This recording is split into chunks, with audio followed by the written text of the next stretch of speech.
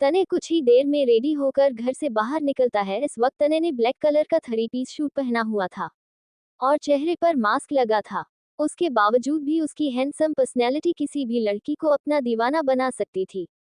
तने के हाथों में लिमिटेड एडिशन वॉच जिसमें लगे छोटे छोटे डायमंड शाइन मार रहे थे। तने के बाहर आते ही देखता है कि उसकी गाड़ी के आगे पीछे कई सारी ब्लैक कलर की गाड़ियां खड़ी थी, साथ ही उसके गार्ड्स भी, जिनमें से एक जल्दी से आगे आकर तने के लिए गाड़ी का दरवाजा खोलता है और तने गाड़ी के अंदर बैठ जाता है। उसके पीछे वाली गाड़ी में अंकित बैठा उबासी लेते हुए कहता है, कैसा है ये इंसान, इसे कभी भी नींद नहीं आती है क्या, जो रात को ही ये दुनिया के इस कोने से उस कोने के लिए ट्रैवल करता रहता है। अब एक एक करके सारी गाड़ियां सुनसान रोड पर निकल पड़ती है।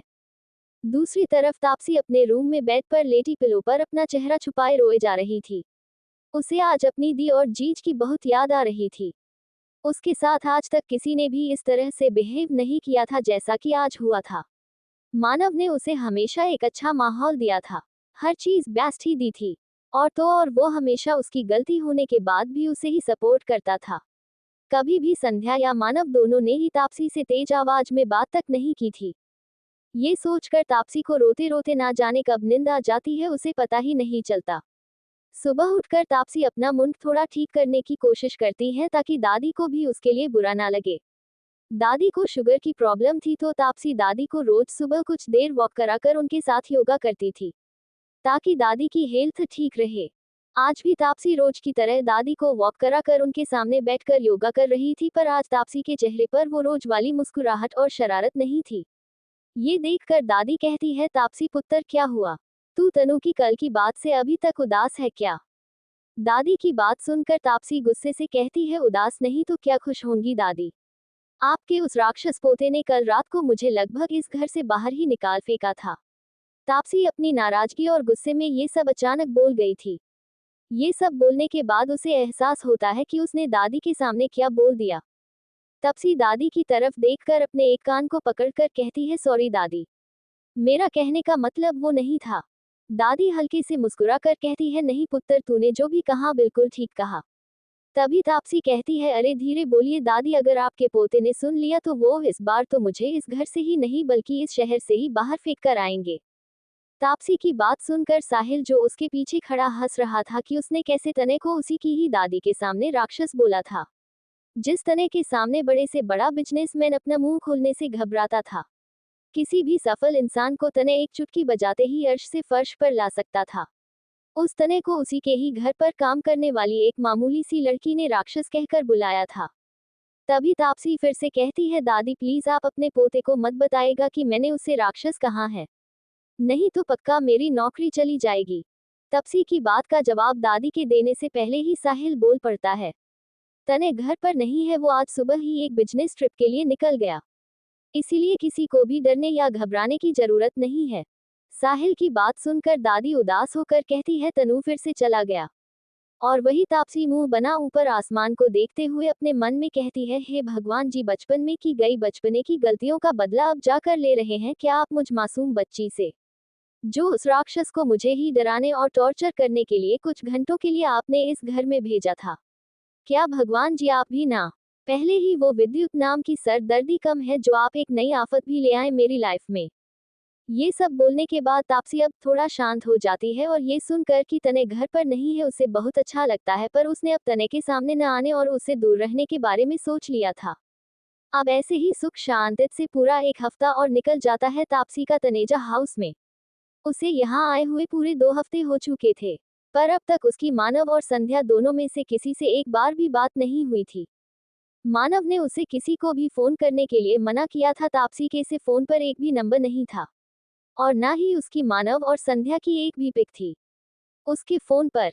मानव जानता था कि अगर तापसी तनेजा हाउस में किसी भी बाहर वाले से बात करेगी तो उसके पकड़े जाने के चांस बढ़ जाएंगे, इसीलिए उसने तापसी की सेफ्टी के लिए उसके फोन से सब कुछ हटा दिया था ताकि बाहर से विद्युत और घर के अंदर भी कोई तापसी को पहचान न पाए। तापसी किचन में दादी के लिए कुछ पत्तों से दवा तैयार कर रही थी, तभी बाहर से कुछ लोगों की आने की आहट के साथ आवाजें भी आने लगती है। तापसी है को समझ नहीं आता कि बाहर कौन है। तापसी किचन में दादी के लिए कुछ पत्तों से दवा तैयार कर रही थी, तभी बाहर से कुछ लोगों की आने की आहट के साथ आवाजें भी आने लगती है। तापसी है को समझ नहीं आता कि बाहर कौन है। तापसी किचन में खड़ी थी, तभी एक लड़की अपनी सैंडल की टक टक की आवाज के साथ किचन में आती है और तापसी पर चिल्लाते हुए कहती है, तुम्हारे कान फूट गए हैं क्या? उस लड़की के इस तरह चिल्लाने से तापसी पलटकर उसकी तरफ देखती है, तो वो लड़की तापसी को देखती रह जाती है। उसने तापसी की जैसी खूबसूरती आज तक किसी लड़की में नहीं देखी थी। कुछ पलों में ही उस लड़की की आंखों में नफरत और जलन ने ले ली थी। वो तापसी पर चिल्लाते हुए कहती है, तुम्हें सुनाई नहीं दे रहा है क्या? तुम दो कौड़ी की नौकरानी। मुझे खुद यहाँ बोलने के लिए आना पड़ा। पानी लेकर आओ बाहर। तापसी को उस लड़की की टोन और रवैया बिल्कुल भी अच्छा नहीं लगा। उसे गुस्सा तो बहुत आ रहा था, पर वो मानव की बात याद करके चुप रह गई कि उसे इस घर में किसी से भी उलझना नहीं है। तो वो हाँ में सिर हिला देती है। वो लड़की फिर वहां से चली जाती है। तापसी कुछ ही देर में एक ट्रे में कुछ गिलास पानी के लिए बाहर आती है। लिविंग एरिया में वो देखती है कि एक अधेड़ उम्र का जोड़ा और उनके साथ दो लड़कियां बैठी है, जिनमें से एक किचन वाली लड़की ही थी। तापसी उन सबको पानी देती है। तभी वो औरत कहती है, ताई जी को कब से खूबसूरत नौकरानी रखने का शौक हो गया है। तभी पीछे से आवाज आती है, जब से मेरे घर से बदसूरत चेहरे बाहर गए थे। ये आवाज सुनकर वो सब अपनी जगह पर जम जाते हैं और फिर जल्दी से उस पानी के गिलास को वही टेबल पर रखकर चारों के चारों खड़े हो जाते हैं। तभी वो आदमी कहता है, ताई जी कैसी हैं आप? दादी उसे देखकर कहती है, ठीक वैसे ही पुत्र जैसा तू छोड़ कर गया था। तो ये थे दादाजी के छोटे भाई के बच्चे। वो आदमी था अनूप तनेजा, उसकी पत्नी का नाम नीलिमा।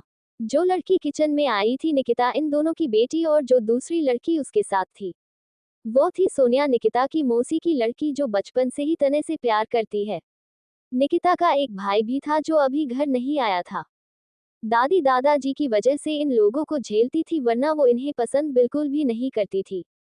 और तने के लिए तो ये लोग कोई मायने ही नहीं रखते थे। इसीलिए उनके होने ना होने से उसे कोई भी फर्क नहीं पड़ता था। उसे सिर्फ अपनी दादी से मतलब था। अनूप मुस्कुराते हुए दादी के पास आकर उनके पैर छूकर कहता है, प्रणाम ताई जी। दादी उसके सर पर हाथ रखकर कहती, जीऊंदा रे।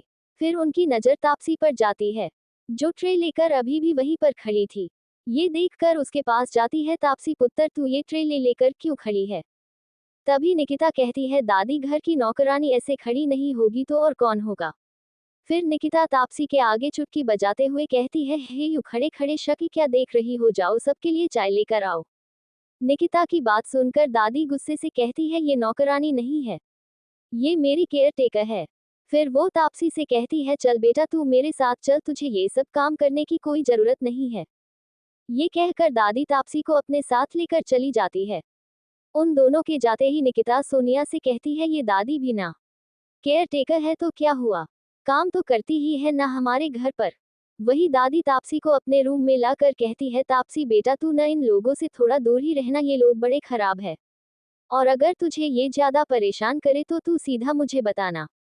और तू चुप क्यों रही उस दिन की तरह, जैसे तूने उन लड़कियों को जवाब दिया था, वैसे ही जवाब क्यों नहीं दिया तूने आज?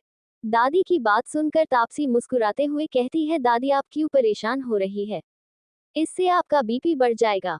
और छोड़िए ना आप उन लोगों को। तापसी अब दादी के साथ ही उनके रूम में रहती है। रात को तापसी दादी को उनकी दवाई देने के बाद जब तक उन्हें नींद नहीं आती वही बैठी रहती हैं। दादी के सो जाने के बाद तापसी अपने रूम में जाती है और खिड़की के पास आकर खड़ी हो जाती है। तापसी आज उस बारे में सोच रही थी जैसे उससे आज निकिता ने बात की। मानव और संध्या ने तापसी को हमेशा अपनी पलकों पर बैठा कर रखा था।